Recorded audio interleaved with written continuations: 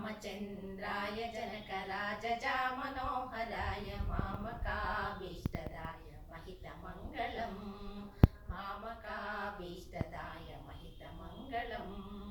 कौसलेशाय मन्दहासदासपोषणाय वासवादिविनुतसत्वराय मङ्गलम् वासवादिविनुतसत्वराय मङ्गलम् चारुकुङ्कुमोपेतचन्दनानि चर्चिताय हारघटकशोभिताय भूरिमङ्गलम् हारघटकशोभिताय भूरिमङ्गलम् ललितरत्नकुण्डलाय तुलसीवनमालाय जलजसदृशदेहाय चारुमङ्गलम् जलजसदृशदेहाय चारुमङ्गलम् देवकी सुपुत्राय देवदेवोत्तमाय भावजा गुरुवराय भव्यमङ्गलम्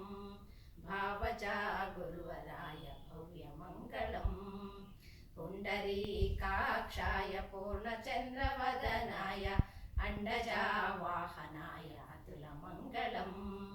अण्डजावाहनाय अतुलमङ्गलम्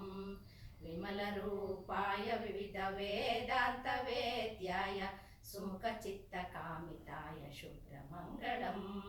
सुमुखचित्तकामिताय शुभ्रमङ्गलम्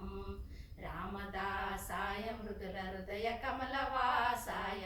स्वामी भद्रगिरिवराय सर्वमङ्गलम् स्वामी भद्रगिरिवराय सर्वमङ्गलम् स्वामी भद्रगिरिवराय सर्वमङ्गलम्।